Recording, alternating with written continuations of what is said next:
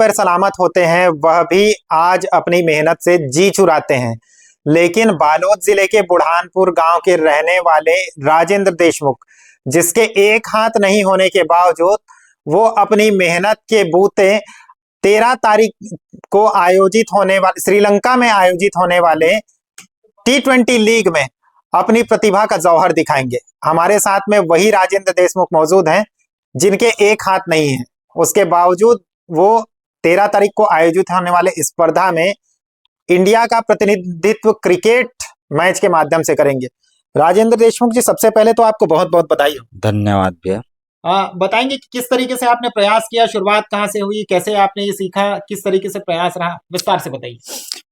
मैं जब बचपन से मेरे क्रिकेट का शौक था, और जो है ना, जब मैं 9 क्लास में गया है ना, तो स्कूल लेवल का जो गेम होता है, जो है ना ब्लॉक स्तरीय, नेशनल स्तरीय है ना, तो उसमें ड्यूस और टेनिस में मैं दोनों में, ड्यूस में 3 नेशनल खेला और टेनिस में 2 नेशनल खेला था।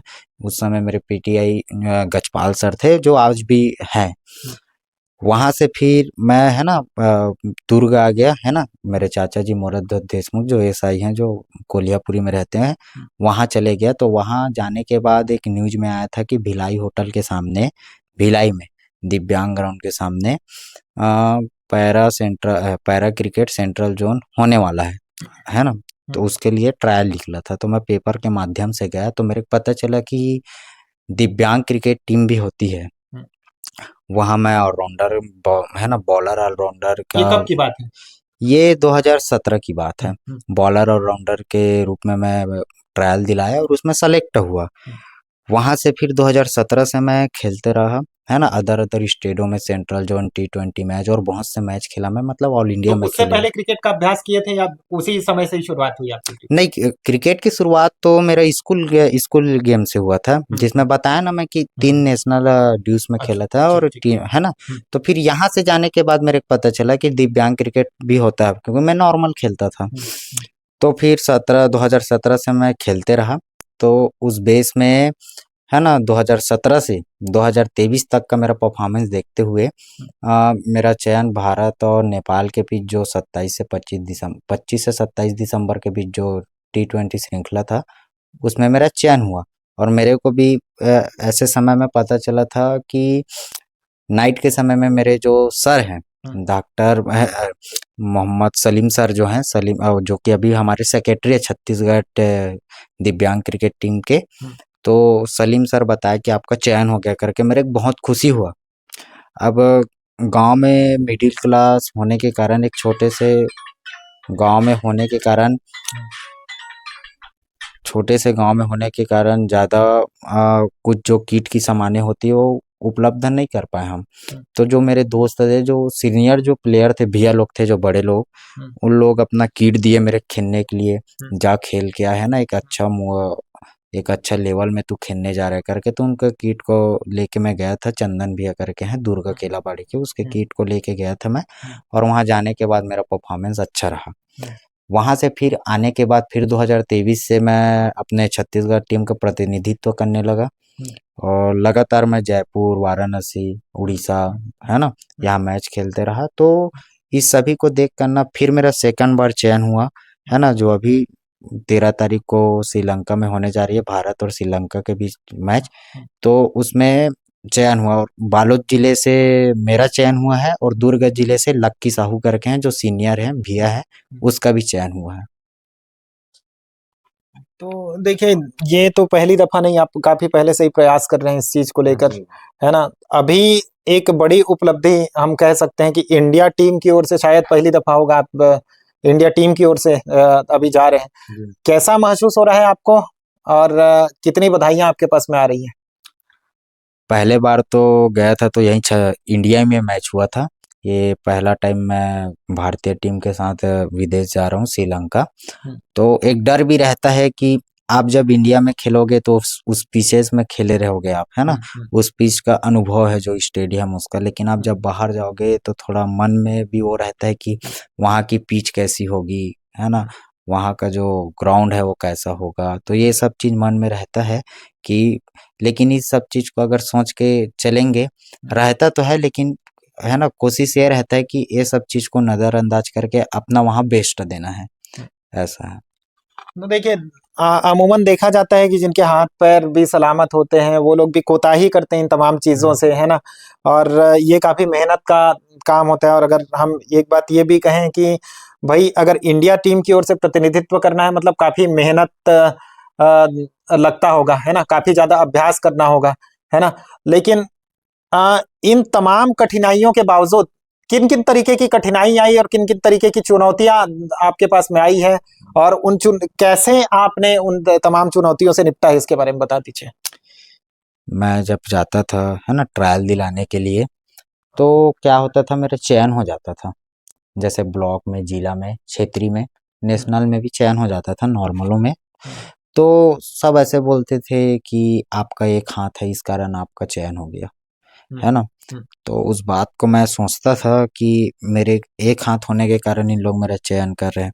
तो उस समय माइंड में ये लाता था कि इन लोग अभी मेरे को जो बोल रहे हैं, है ना, कि तेरा एक हाथ देख के इन लोग चयन किया है, तो मैं फिर चयन होने के बाद इस चीज को इन लोग जो बोलते थे उसको मैं मैच में अपना 100% दिखा के, जो नॉर्मल खेलते हैं वैसे ही मैं भी खेल के, है ना, इन लोग को दिखाता था कि मेरा चयन एक हाथ के कारण नहीं हुआ है। मेरा चयन, जो जितने अभी चयन हुए हैं उनका जो परफॉर्मेंस है वैसी मेरा परफॉर्मेंस भी देखकर मेरा चयन किया है। किस तरह की चुनौतियां आई आपके पास में? चुनौती तो बहुत सी आई है। किटेस नहीं रहते थे, जूता नहीं रहता था, क्योंकि ड्यूस बॉल का जो सामान रहता है बहुत महंगा आता है। तो धीरे धीरे धीरे धीरे खेलते गया। हमारे जो, है ना, चेमन देशमुख जी है, दादाजी हैं, जो अभी भाजपा जिला अध्यक्ष हैं, उनके द्वारा मेरे को बहुत सपोर्ट मिला, है ना। 20,000 की राशि भी दिए थे उन लोग, है ना। और उसी से मैं किट वगैरह भी लिया, और बहुत सा सपोर्ट करते रहते हैं जब भी खेलने जाता हूँ। और अभी जो कलेक्टर मैडम है बालोद की, वो मेरे को किट प्रदान की है खेलने के लिए। जी देखिए प्रारंभ में पूछने वाला सवाल मैं अभी पूछ रहा हूँ कि आ, देखो आपका हाथ एक हाथ नहीं है, उसके बारे में मैं जानना चाहूंगा कि क्या शुरुआत या बचपन से ही आपका वो हाथ नहीं है, या कोई एक हादसा हुआ था जिसके कारण से आपने ये हाथ खोया? इसके बारे में, हाथ के बारे में थोड़ा सा विस्तार से बता दीजिएगा। ये हाथ तो मेरा पैदाइशी है, जन्म से मेरा यह हाथ ऐसी है, तभी मैं अभी खेल रहा हूँ। क्योंकि शुरू से ही एक ही हाथ में काम किया हूँ। तो जैसे नॉर्मलों का दोनों हाथ में बल रहता है, तो मेरा दोनों हाथ का बल मेरे एक ही हाथ में है। अगर बाई चांस अगर दुर्घटना में अगर कटा रहता तो खेल नहीं पाता मैं, क्योंकि वो दुर्घटना में अगर कट गया हाथ या कुछ हो गया तो उसमें फिर से वो परिस्थिति में आने के लिए बहुत समय लगता है, और आने के बाद भी आप नहीं कर पाओगे। तो मेरा पैदाइशी है, तो पैदा शुरू से एक ही हाथ में सब करता था, तो दोनों हाथ की शक्ति एक ही हाथ में है, तो एक ही हाथ से बॉलिंग और एक ही हाथ से छक्का। तो देखिए एक चीज और मैं आपसे जानना चाहूंगा कि जैसे अगर बैट पकड़ते हैं तो दोनों हाथों के सहारे से ही बैट पकड़ना होता है ना। और अगर वो भी करते हैं, क्या कहते हैं उसको, कीपिंग भी करते हैं, या और तमाम चीजें अगर करते हैं, अगर बॉल को रोकना हो या कुछ भी करना हो, तो उसमें जरिया माध्यम होता है दोनों हाथ, है ना। दोनों हाथ के सहारे से ही अपन कर सकते हैं। लेकिन आप एक हाथ से कैसे इस तरीके से, और सामान्य लोगों की तरह, सामान्य प्लेयर की तरह ही आप वैसा कर लेते हैं? इसके बारे में थोड़ा सा हमारे दर्शकों को बता दीजिए। देखो, मैं अभी फिर से पहले भी बोला था कि मेरा जो हाथ है मेरा पैदाइशी है, और शुरू से ही मैं एक हाथ में खेल रहा हूँ, एक हाथ में बैट पकड़ रहा हूँ, एक ही हाथ में कैच ले रहा हूँ, एक ही हाथ में फील्डिंग कर रहा हूँ। और फील्डिंग भी मैं बाउंड्री पे करता हूँ, नॉर्मल में भी बाउंड्री में करता था, अभी भी जो खेल रहा हूँ उसमें भी बाउंड्री में करता था। तो मेरा जो हाथ है ना बचपन से नहीं है। तो जैसे आप नॉर्मल लोग का क्या होता है, जो पैदाइशी रहते हैं तो दोनों हाथ काम करते हैं, और शुरू तक दोनों हाथ काम करेंगे। लेकिन अगर एक हाथ, अगर उन लोग का अगर दुर्घटना में कुछ हो गया तो उसकी जीवन शैली पूरा बिगड़ जाएगी, है ना। वो कुछ काम कर नहीं पाएंगे, और पहले जैसे उस परिस्थिति में आने के लिए, हाँ, पहले जैसे उस परिस्थिति में आने के लिए बहुत समय लगेगा, लेकिन आ भी जाएंगे तो वो लोग नहीं कर पाएंगे। तो मेरा क्या है, मेरा मेरा हाथ दुर्घटना में नहीं हुआ है, पैदाइशी है। तो मैं शुरू से बचपन से ही इसी हाथ में खेल रहा हूँ, इसी हाथ में सब कर रहा हूँ, तो मेरी दोनों हाथ की पावर एक हाथ में है, जिससे मेरे खेलने में बहुत सुविधा हो जाती कब से खेल रहे हैं आप इस तरीके से क्रिकेट है। वगैरह मैं तमाम चीजें? देखो, क्रिकेट का शौक तो बचपन से था, हाँ। है ना, गांव में भी खेलते थे। हम्म। गांव में खेलने के बाद स्कूल गया, स्कूल में जो टूर्नामेंट होता है ना, नेशनल लेवल में, ब्लॉक लेवल में, तो शुरुआत स्कूल ही से हुई है। हमारे गजपाल सर थे जो रानी तेरी स्कूल के हैं, वही मेरे को ले जाते थे। मैं मैदान में खेलता था तो मेरे देखे कि अनुभव है मेरे में, है ना, ये खेल सकता है, होनहार लड़का है करके, और उसमें मैं अपने आप को साबित भी करके दिखाया। मैं नेशनल भी गया, और नेशनल के बाद अभी जो वर्तमान में जो है ना, मैं खेल रहा हूँ हमारे छत्तीसगढ़ टीम के, जिसके सेक्रेटरी सलीम सर है ना, और मेरे साथ तो एक भाई है, उसका भी सिलेक्शन हुआ है, मेरे से सीनियर है, लक्की साहू, वो दुर्ग के हैं, वो भी मेरे साथ श्रीलंका जा रहे हैं, लेफ्ट आर्म बॉलर है।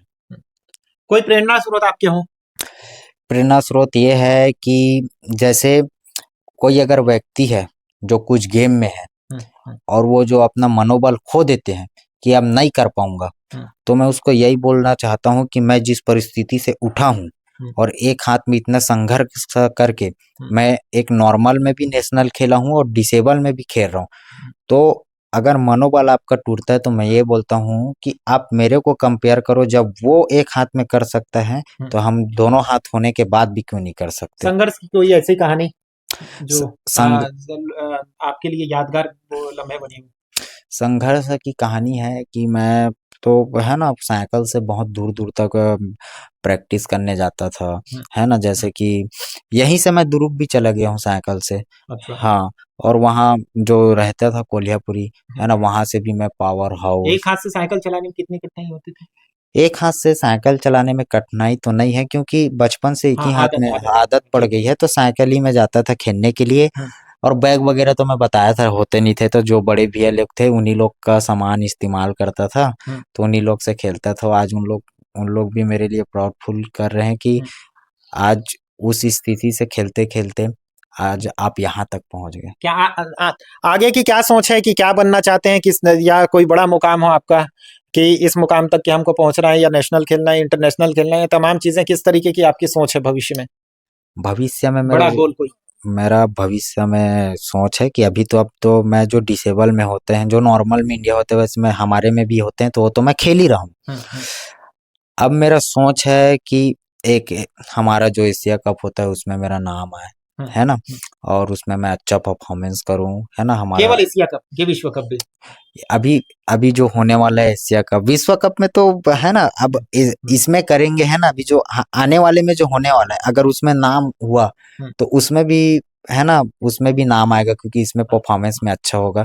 लेकिन अभी जो माइंड है तो उसमें है, अब वहां अगर मैं अच्छा किया तो मैं अपने ऊपर इतना विश्वास करता हूँ कि मेरा चयन वहां तक हो जाएगा। अच्छा, लोगों के लिए और क्या संदेश देना चाहेंगे? लोगों के लिए यही संदेश देना चाहता हूँ कि जो इस गांव के हैं, जो होनहार लड़के हैं, है ना, और जो अभी जो करंट खेल रहे हैं, जो खेल के छोड़ चुके हैं, उनके लिए मैं यही संदेश देना चाहता हूँ कि मेहनत जारी रखिए। 10 बार हारोगे तभी आप सीखोगे, और जब तक आप 10 से 15 बार नहीं हारोगे तब तक आप एक मुकाम नहीं प्राप्त करोगे। स्पोर्ट में जब तक आप हारोगे नहीं तब तक आप ऊपर नहीं पहुंच पाओगे, जब हारोगे तभी आप ऊपर पहुंच पाओगे।